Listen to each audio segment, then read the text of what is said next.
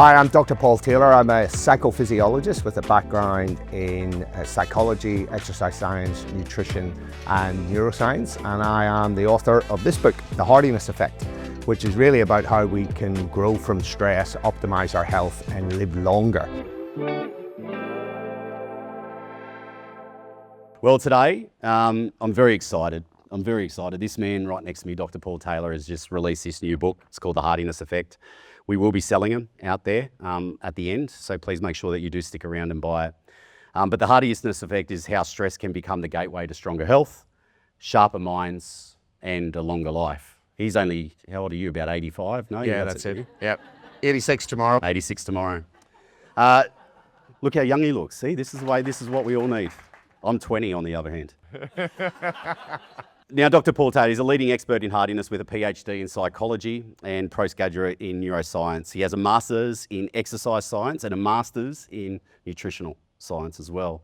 Former Royal Navy aircrew officer, director of Paul Taylor Consulting. He's a best-selling author. Death by Comfort was the first book. That's when I first met you and I interviewed you on that. And now The Hardiness Effect. He's a high-performance athlete, hosts a top 0.5% global podcast as well. Everyone give him a round of applause. Dr. Paul Taylor. Mate, this book has been a long time coming for you as well. But why this book and why now? Why The Hardiness Effect? I think it really came from my just concern about the health journey that we're on, that this slow and steady decline of both our physical and mental health, and also the very siloed medical approaches that we take to it that really aren't that effective, particularly when you look at mental health. And how that has degraded since COVID, and just how ineffective the range of treatments are. And I knew there was a better way. I knew from reading all the research that there's a better way, and I'm sort of banging the drum about taking a psychophysiological approach to our health, which is a bit of a wordy term for a body-brain approach. This idea that they're separate entities is complete and utter nonsense, and that we treat them as separate entities in medicine. It's really not that effective, not that useful. It's not the way that we work. So I wanted to write the book to educate people to take control of their own health and their own destiny. Yeah, and it's backed by a lot of research. You just recently finished your PhD on it. But has there been like a moment or time where you thought, I need to actually create this point? Was there a turning point? Look, I think my turning point about how I viewed stress came in 1997 when I went through combat survival and resistance to interrogation training in the military, which was back then 10 days of pretty hardcore stuff, where we got no food for 10 days. We got a thrashing every single day. We had almost no sleep. We had no sleeping bags in the middle of winter in the UK. We were then hunted by a hunter force, and then at the end we were interrogated for 12 hours with white noise the whole time. Sounds like a workplace, really, doesn't it? Some people relate to that. But after that, about a week later, something happened to me that I would normally have found a bit stressful, and it was just like water off a duck's back. And then again, something happened, and it was the same. And then I knew a few other guys on the course, and I asked them, and they said the same thing. And that was when the penny dropped for me, because I already had a master's in exercise science. So I really understood the science of exercise and how exercise is only good for you because it's a stressor, and it stimulates adaptive responses in the body that make us bigger, faster, stronger. And it was that point that I really felt that psychological and emotional stress can have the same thing. And that's when I started to dive into the research. And it's been a kind of a 30-year journey looking at the science of stress and how we respond to the right type of stress. Because you hear it a lot, right? You've got people walking around saying, I'm stressed, or you're stressed, and they're treating it as a negative thing.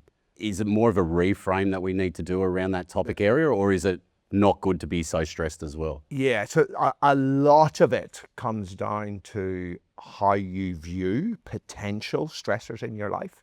So this is challenge orientation and hardiness. So hardy people view, challenge is about both how you view change and how you view adversity. So hardy people view change as opportunities to learn and grow, but they view adversity as a challenge. And that has a fundamentally different impact on both your psychology and your physiology. So if we're both exposed to a potential stressor, if I view it as a threat and we make that stress appraisal very quickly in our brains, If I view it as a threat and you view it as a challenge, very different things happen to our stress response systems and our cardiovascular system.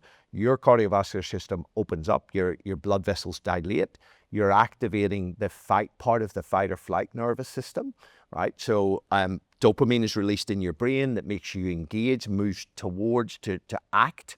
Whereas I go into shutdown mode in the brain, my cardiovascular system actually constricts. There's less blood flow and oxygen. My body is actually shutting down. We go into avoidance mode, procrastination. But really importantly, the stress hormones you're activating with challenge are adrenaline and noradrenaline, and they have a half-life of 1 to 2 minutes. Right. And after about 4 half-lives, that chemical's out of your body. So 10 minutes after this stressor has appeared, you're back to homeostasis. Because I view it as a threat, that activates your HPA axis and cortisol. And cortisol has a half-life of 1.5 hours or more. And that means that 5 hours later, even after this stressor is gone, I'm still having a stress response. I'm still having significant stress hormones running through my body, attacking my organs, attacking my brain. And we know that long-term activation of the HPA axis is what destroys both physical and mental health. So a lot of it comes from how you choose to view that stressor. But in order for you to view it as a challenge, you need to feel like you have the resources to do it. And that's what I talk about in the book. To build your challenge muscle, you have to do hard stuff. Any parents in the room? I was about to say, mate, what you're talking about for a 7 and 4-year-old. The big thing our kids can do and have to do hard things. And the worst thing that a parent can do is to try to sanitize the world and to kind of plow a path in front of their kids, because you're destroying their resilience and hardiness in the long term. That term hardiness versus resilience. Yeah. Because we hear resilience a lot. It's been bandied around in workplaces. Got to be more resilient, or let's do resilience training. What's the difference? So there's a lot of debate in the literature. So when I was doing my PhD and doing the literature review, there's a whole heap of arguments. Is resilience a state? Is it a trait? Is it a process? Is it an outcome? Now, most agree it's more of an outcome. It doesn't tell you how to get there. Hardiness tells you how to get there, right?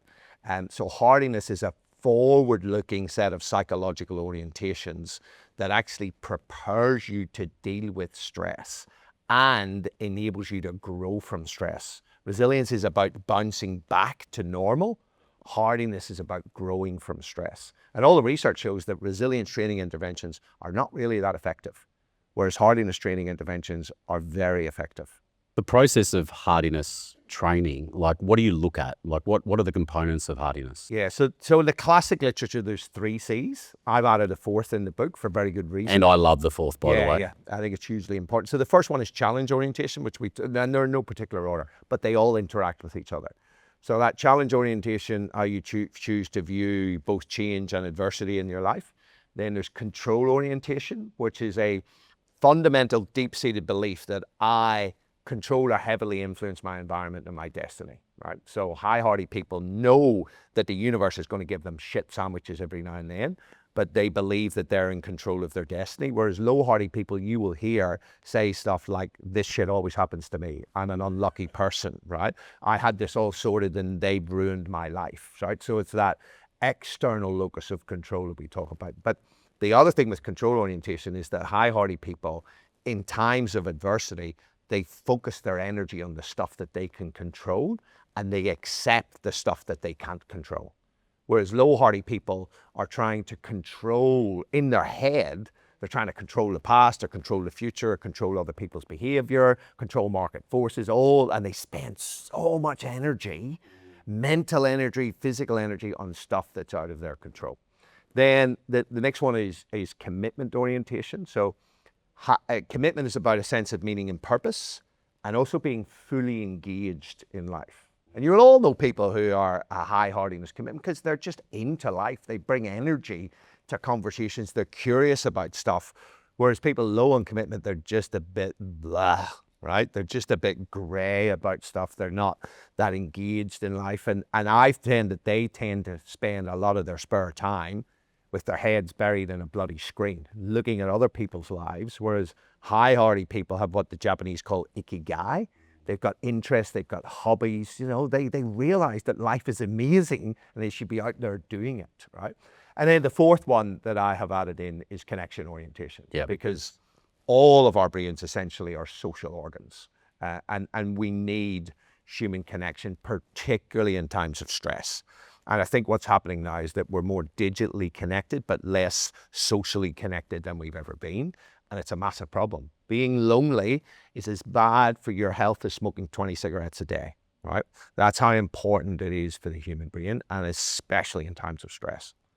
So just recap those four again. Quick. So challenge orientation, control orientation, commitment orientation, and connection orientation. So they're psychological orientations, ways that you view the world.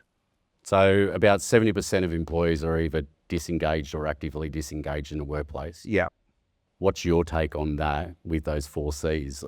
But for me, those 4 C's sound like every employee that is disengaged in the workplace. Yeah, and look, there has been a systematic review of 155 workplace interventions around hardiness that shows there's a range of benefits, from performance outcomes and to workplace attitudes, to workplace behaviors, and health and well-being.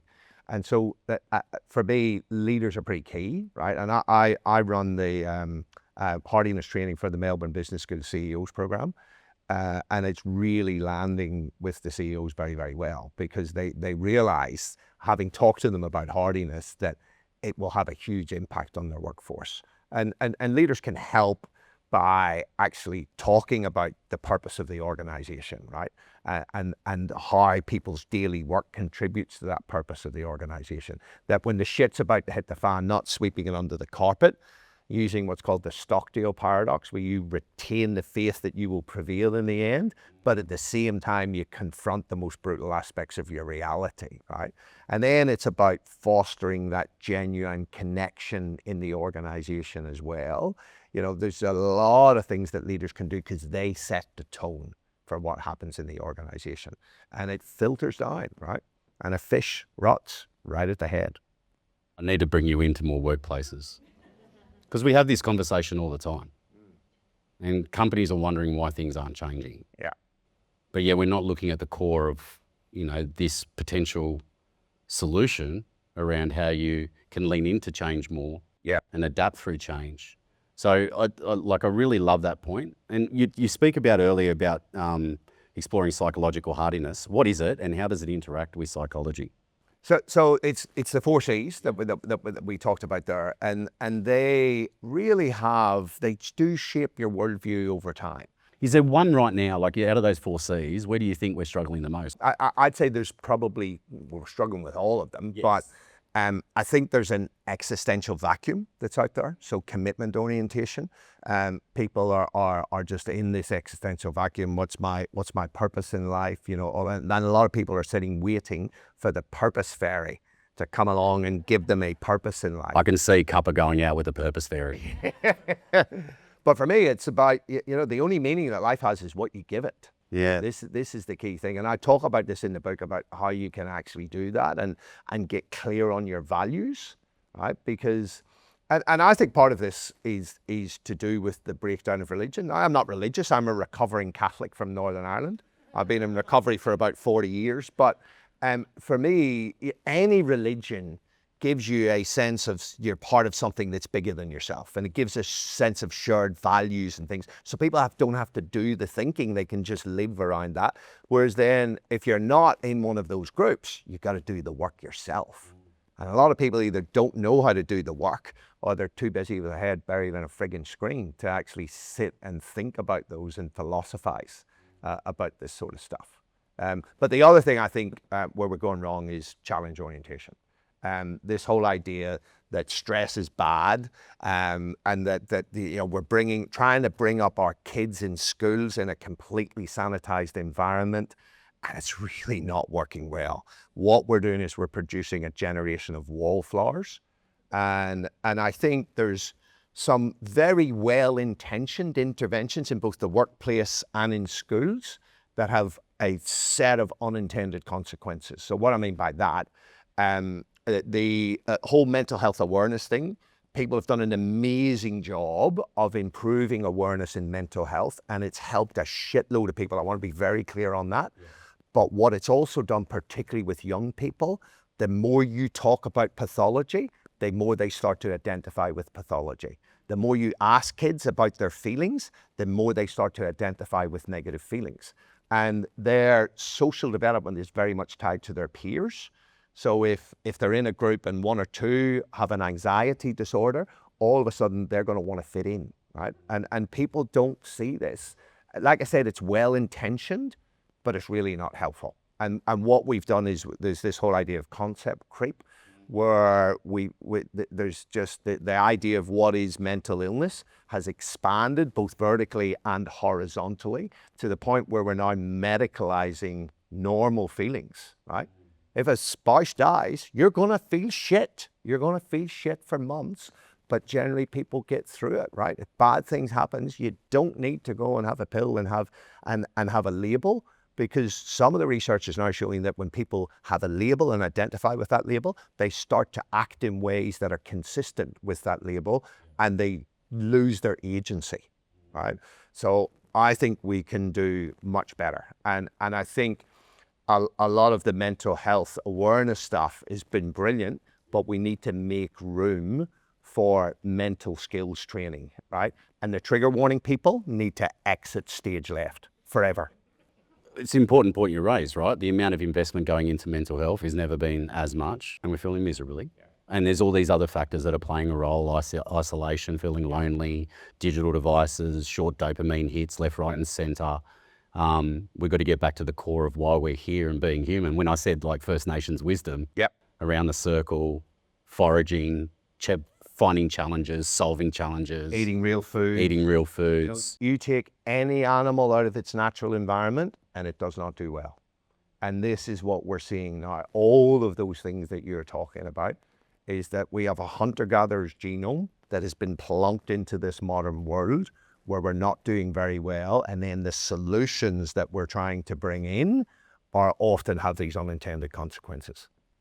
If someone is wanting to start their hardiness journey, where do they, okay, you got to buy the book. Okay, so that, just a quick segue. Where do they start? Where does someone start? You got to start where you're at, right? So, and you take those different things. So with commitment orientation, like a very simple thing is to get clear on your values, do a values exercise, and also write a tombstone statement, right? What would you like to be written on your tombstone when you leave this earth that highlights your contribution to society, right? Because for me, this is meaning and purpose is how can I be useful to my tribe? And that could be just your little small local tribe, or it can be a bigger tribe. It's about being useful to other people, being socially integrated, right? So that's one thing. With challenge orientation, it's really about reframing when you feel that stress response to actually say, this is just my body preparing myself for action, and it's because I care. But actually, this is a challenge. Because when you view it as a challenge, as I said, you change your psychology and you change your physiology. And it's about then willfully engaging in challenges, right? Whether they're physical, whether they're psychological. I was talking to these two guys about ice baths, right? Yeah. And you don't need to do what they're doing and jump in a 4-degree ice bath. If you've never done anything, start with a 15-second cold shower, right? And actually endure it, right? And you'll feel amazing afterwards, right? If it's around exercise and you haven't been in the gym before, it's not about going in and trying to deadlift 200 kilos or trying to do an ultra marathon. Sign up to a Couch to 5K, right? Rather than doing an ultra marathon. It's starting where you're at and just trying to employ this progressive overload. And then it's really thinking about control, right? And is having, write down issues in your life, divide the page in two. On the right-hand side, write down everything that's outside of your control. And on the left-hand side, you write down everything that's inside of your control with this situation. And then do an audit of where your energy's going. Because a lot of people find that a lot of their energy is on the right-hand side of the page. And the one thing that you can always control in any situation is how you choose to respond to your circumstances. Right? And then the last thing with connection orientation, just go look through your address book. Who's an old friend I haven't spoken to? and call them up, right? Do a Zoom call, get a face-to-face stuff, right? Be proactive about building relationships, work on the relationships in your life, but in terms of face-to-face stuff. So there are little baby's footsteps that you can take, but there's lots of guides and things like that in the book to help people step their way through. It just reminds me of, so my background's in media and advertising. I started off as Lightning Luke on the streets of Sydney, handing out free cans of Coke and doing live crosses, right? Yeah. I still fundamentally think that was one of my best times in my life. And then all of a sudden I grew up the chain, became sales director. I was burnt out, my blood pressure, I was on blood pressure tablets. And then since I've founded Cuppa, I've never worked as bloody hard in my life, but I feel great. Because you got a sense of purpose. You're building something that's bigger than you. It's interesting. Like I just want to stop here because I feel like, and Sam and I up the back there were chatting about it earlier today as well, about how people are just sitting there waiting, going, well, you know, AI is coming. I don't know where my role is. And I feel like there's going to be this even bigger onslaught in the next course of the next few years as people go, holy shit, I'm not important enough for my workplace anymore. What's next? Yeah. So what are you going to do? Are you just going to sit and wait for destiny to happen to you? Or are you going to be proactive, right? And actually go out and demonstrate how you are beneficial. Go out and learn new skills rather than being afraid of AI, and embrace the change and go, well, how can I actually use it to my advantage, right? A lot of this is your psychological orientation, and that drives whether you act or whether you sit there and stew in your head and have death by inaction. The hardiness component, you've just finished a PhD in this, right? With the research around it, what was one of some of the surprising things that you saw in that research? Was there anything that popped out that even surprised you? I think that challenge and threat response and just the massive impact on people's physiology. But then going down the rabbit hole of that challenge and threat response, and then just that realization that it's a challenge muscle, and I talk about that in the book. You build your challenge muscle by doing hard things. It's like, the analogy is just your physical body. If you don't train your muscles, every single person in this room knows that they atrophy, and that's just like your challenge muscle. If you're not doing hard things, and particularly if you're avoiding hard things and just wanting to default towards comfort, well, that is just destroying, it's atrophying your challenge muscle. So, but for me, it's the brilliant upside is that we have agency over this. Yes. That we can build this over time. And this is what the psychologists who tell you that resilience is all about self-care and self-compassion, they miss the mark here. Yes, that's necessary, but it's nowhere near sufficient. You've got to actually train. I mean, I talk a lot about the Stoics. The Stoic philosopher Epictetus talked about the Olympic Games of life. And he said that we must undergo a hard winter training and not enter into lightly that for which we have not prepared. And he was talking about life. So I love that analogy that life is like the Olympic Games. You need to prepare, you need to train your body and your mind, because there are three things that are certain in life: death, taxes, and shit sandwiches from the universe. So are you going to train yourself, your body and your mind, to deal with these things? Or are you going to wait till they happen and then try to dig yourself out of a hole? But it's interesting though, now that I look at challenges, I know that I'm going to get through it because I've experienced so much in my life, from, you know, losing business partners who suddenly passed away, to losing my business, all my money. Definitely didn't want to go through it. But any little challenges now, I go, yeah, it's going to be okay. Yeah, and this is the thing. There's so much talk about post-PTSD. Everybody knows about post-traumatic stress disorder. Not many people know about post-traumatic growth. And it is as prevalent in the literature as PTSD.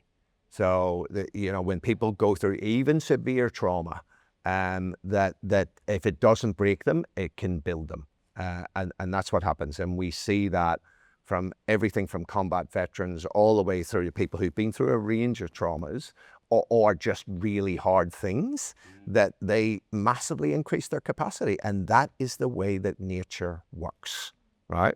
That's the key. I remember when I first launched Cuppa, it took me like 39 years to sit down with a First Nations person to hear their story, or someone that was quadriplegic, or someone that was transgender, because I never associated and I never put myself into difficult conversations. But what I've realized is when I felt those nerves, you know how you feel nerves sometimes when you're approaching something new or different, it's actually the best thing because you know you're about to learn something new. Yeah. And what an amazing place to be. And, you know, when you can start switching your mindset into that, that is fantastic. My question is like what we spoke about before, many employees are actively disengaged. How do we build this mindset into them? Because if we're buying into it here today and a challenge-based mindset, like most employees aren't up for the challenge, well, so we think. How do we incorporate that into more of our day-to-day work? Yeah, for me, the Stockdale paradox of this is key. That not just going to people and going, hey, it's going to be fine, you're going to get through it. That going, you know what, the next 6 months we're going through organizational change. This is going to be shit. This is going to be hard, but we will get through this if we are completely aligned and we remind ourselves of the mission on a daily basis, and we're in there and we're supporting each other and we're behaving in constructive ways. Then we will get through this. Right? Jim Stockdale. So, the very quick story of him. He was a fighter pilot, shot down in Vietnam. Imprisoned in the Hanoi Hilton. And day one, when he went into that prison camp and he realized that he was the senior officer in there, he got all of the men together. And here's what he said to them. He said, gentlemen, steel yourselves. 5 years at least. That's how long I think we will be here. This is going to be hell on earth. This is going to be more horrendous than any of us can imagine. And nobody is going to make it through this alive alone. But he said, however, if we are completely united behind a common mission, if we back each other relentlessly, then not only will we survive, but we will return home with our honor intact, right? And then there was a relentless focus on two things, mission and people, mission and people. And this is what we need to do in the workplace, is have that relentless focus on those two things, on mission and people, but about increasing the capacity of our people rather than always just talking about stress being bad, is giving them the tools to actually get through it. I think that's the key thing that we need to be doing. The tools and sharing the journey of how, like the mission, right? Yeah, that's right. Because another Gallup report last year stated that most employees want hope from their leaders at the moment. And to do that, it doesn't mean you disregard the times that we're in, but it's also giving them the vision of where we can be. That's right. Yeah, it's hugely important. And we know that when an individual or employees are emotionally connected to the purpose of the mission of the organization, that's when they give much more discretionary effort. That's when they're much more able to get through really hard things, because it connects to them. How important is this mission for you, Paul? Because I know your wife and yourself are working on something pretty incredible. Yeah. What's the plan? Like, where's the future of this for you? For me, it's really about spreading the word and education. So I'm doing a presentation this week, actually, to a whole bunch of Australian doctors, the Doctors Conference. And I'm going to talk about a psychophysiological approach to our physical and our especially. Are you going to be honest with them? I am going to be brutally honest with them. Brutally honest, right? But also, I think we've become very passionate about kids.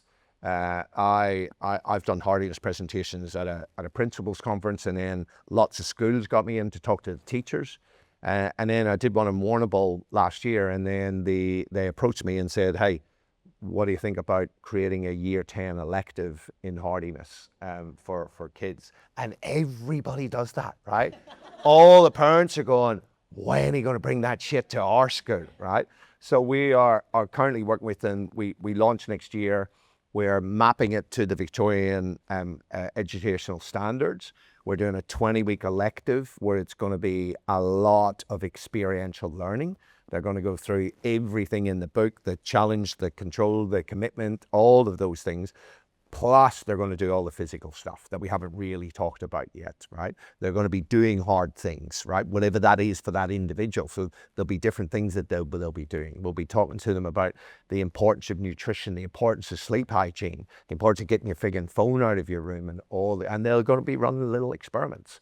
And we're going to evaluate them pre and post to see how they go. And I can bet my house that they're going to do a lot better than the wallflowers who are just told that they can avoid everything.